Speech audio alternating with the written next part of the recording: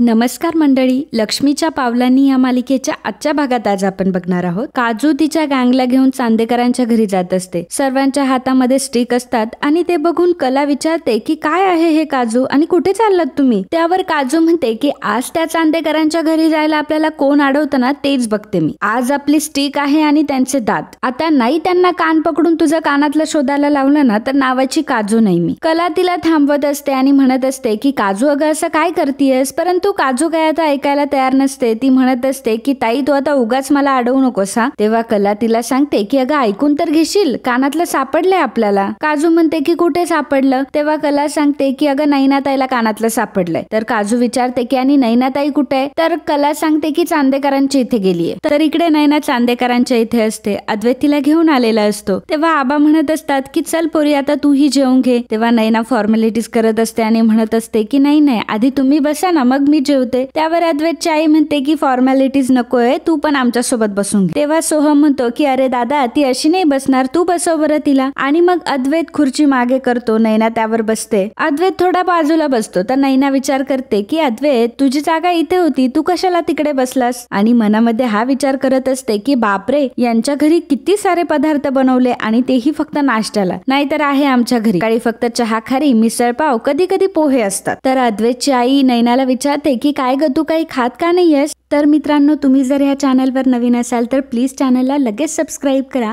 आणि आजच्या व्हिडिओचं लाईक्सचं टार्गेट असणारे 200 लाईक्स, त्यामुळे हे टार्गेट पूर्ण करण्यासाठी आम्हाला मदत करा. धन्यवाद.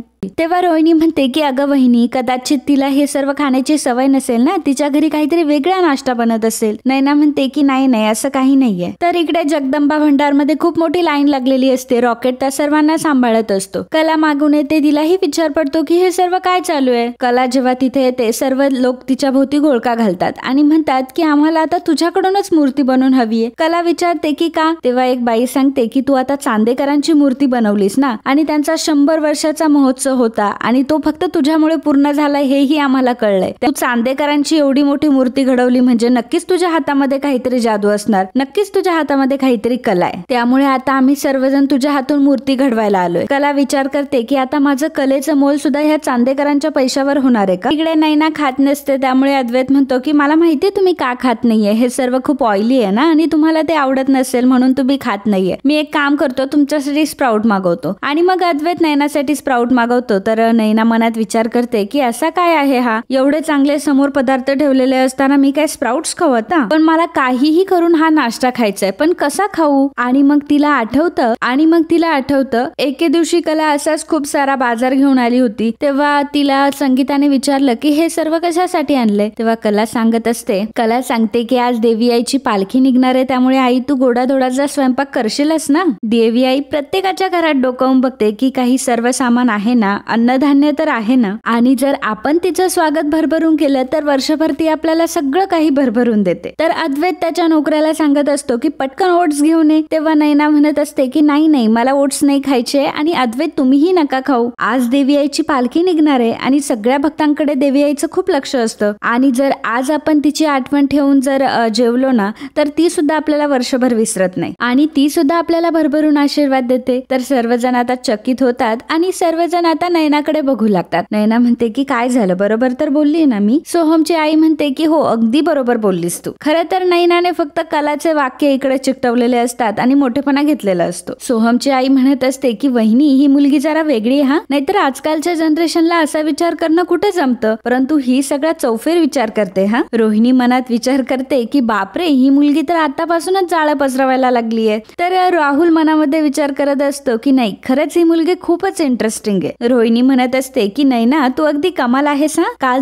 तू डान्सने इम्प्रेस केलं सगळ्यांना आणि आज तर तू तुझ्या बोलण्याने इम्प्रेस करतेस. रोहिणी नैनाला मुद्दामच विचारते की काय ग नैना तुमच्या घरी कोण कोण असतं. तेव्हा नैनाला जोराचा ठसका लागतो आणि ती खूप गडबडते. तेव्हा अद्वैत उठून तिला पाणी देतो. सर्वजण आता अद्वैतला चिडवायला लागतात. रोहिणी नैनाला म्हणते की काल तुला खूप त्रास झाला असेल ना, तुला आणि तुझ्या आईला आईला, तेव्हा अद्वैतची आई विचारते की का बरं, काय झालं? तेव्हा रोहिणी म्हणते की त्यांच्याकडे ऑटोमॅटिक कार आहे ना, काल ड्रायव्हर गेटकडे नव्हता आला, तो बाजूलाच थांबला होता, त्यामुळे तिला आणि तिच्या आईला पाय पाय जावं लागलं. ती नैनाला विचारते की आज तरी ड्रायव्हर गेटवर सोडवायला आला होता ना? तेव्हा नैना म्हणते की हो, तो गेटवर सोडवायला आला कारण मी खूप सारी शॉपिंग केली ना आज, आणि मग तो नंतर निघून गेला. थोड्यातच नैनाला संगीताचा फोन येत असतो. ती फोन उचलायला जाते तेव्हा अद्वैतची आई म्हणते की नाही, हा फोन उचलायचा नाही, जेव्हा आपण जेवत असतो तेव्हा अजिबात फोन उचलायला आम्ही अलाव करत नाही. नैना म्हणते की हो काकी, मीच कधी फोन घेत नाही, परंतु आज मी बाहेर आली आहे ना आणि आईचा फोन आहे, आईचा फोन मी कुठल्याही परिस्थितीत टाळू शकत नाही. खरं तर आई ही जगात सगळ्यात इम्पॉर्टंट असते असं मला असं वाटतं. प्रत्येक क्षणाला तिला चांदेकरांना इम्प्रेस करायचं असतं आणि मूर्ख चांदेकर इम्प्रेस पण होत असतात. तर संगीता नैनाला विचारते की काय ग, कुठे आहेस तू आणि कानातलं सापडलं का? तेव्हा नैना म्हणते की हो, कानातलं सापडलं, ऍक्च्युली मला चांदेकरांनी नाश्त्यासाठी आग्रह केला म्हणून त्यांच्याच इथे ब्रेकफास्ट करतीये. संगीता विचारते की आणि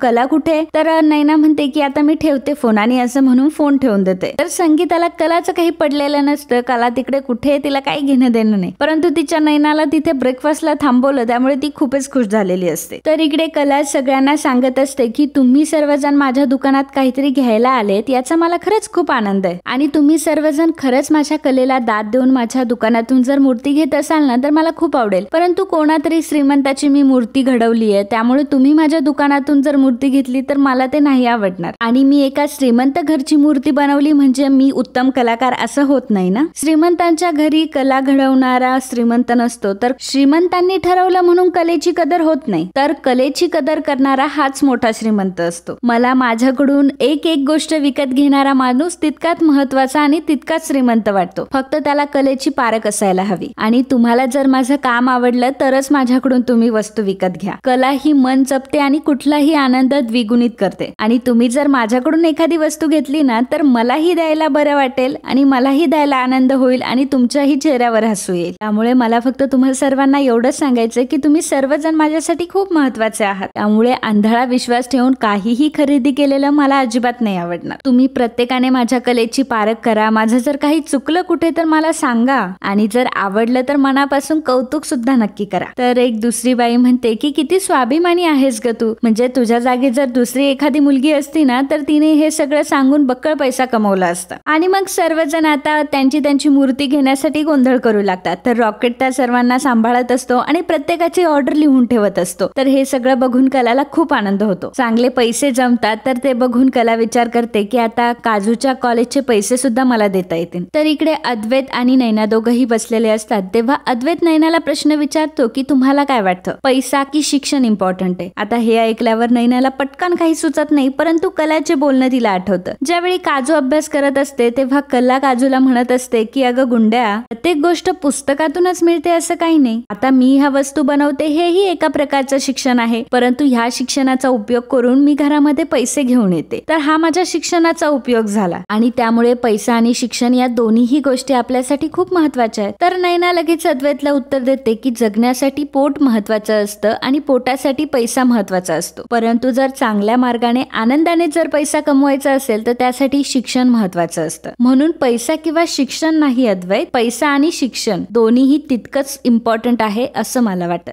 तर रोहिणी सरोजला म्हणत असते की वहिनी, ही मुलगी अद्वैतसाठी खरंच किती छान वाटते ना, म्हणजे सुंदर आहे, एलिगंट आहे, स्मार्ट आहे, अजून काय पाहिजे? मला तर असं वाटतंय की अद्वैतच्या नशिबात हीच मुलगी आहे. तर सरोज म्हणत असते की हो मला मान्य आहे, परंतु मला एकच गोष्ट खटकते की पूजेमध्ये ही मुलगी कशी काय आली आणि ह्या मुलीला पास कसा काय भेटला, कारण शेवटी आपल्या फॅमिलीची परमिशन असल्याशिवाय आपण पास तर काही कोणाला देत नाही. तर इकडे कला संगीताला फोन करून विचारते की काय ग, नैनाताई नाही आली का अजून घरी? त्यावेळेस संगीता म्हणते की नाही आली आहे ती अजून, पण तू काही काळजी करू नकोस. कला म्हणते की का बरं काळजी करू नकोस आई, अगं ती एवढा वेळ झालीये घरात आली नाहीये आणि तू म्हणते काळजी करू नकोस, तुला तिची काळजी वाटत नाहीये का? तर संगीताला तिचं बोलणं टाळायचं असतं, त्यामुळे ती असंच मुद्दाम म्हणत असते की कोण रे, कशाला आवाज करतोय, आणि असं म्हणून फोन ठेवून देते. आणि मित्रांनो, आजचा हा भाग इथेच संपतो. पुढील भागात आपल्याला पाहायला मिळणार आहे. तर अद्वैतची आई आता नैनाला विचारते की उद्या तू तुझ्या आई वडिलांना घेऊन येशील का? तेव्हा नैना थोडी अडबडते. संगीता नैनाला म्हणत असते की तू एक काम करते का, तू चांदेकरांना घेऊन येते का तुझ्या दुकानामध्ये, म्हणजे जेव्हापासून तू चांदेकरांची मूर्ती घडवली तेव्हापासून तुझ्या दुकानामध्ये किती रांग लागली आहे. तेव्हा नैना म्हणते की मला नकोय कोणाचे उपकार, आणि त्या माजोरड्या अद्वैत चांदेकरचे तर अजिबात नकोय. तर देवी आईची आता विसर्जन विसर्जनाची वेळ झालेली असते. सर्वजण विसर्जन अगदी गाजावाजात करत असतं. त्याच वेळी काजूला तिथे नैना दिसते. तर काजू नैना दीदी असे आवाज देत असते. तेव्हा अद्वैत सुद्धा मागे वळून बघत असतो आणि मागे पाहायला जातो तर काजू तिथून गेलेली असते, परंतु कला तिथे उभी असते आणि कलानेच नैनाला आवाज दिलाय हे बघून अद्वैतला खूप कलाचा राग आलेला असतो. तर मित्रांनो, असेच लक्ष्मीच्या पावलांनी या मालिकेचे डेली अपडेट बघण्यासाठी आताच आपल्या चॅनलला सबस्क्राईब करा आणि आजचा हा भाग तुम्हाला आवडला असेल तर व्हिडिओला लाईक आणि कमेंट करायला अजिबात विसरू नका. धन्यवाद.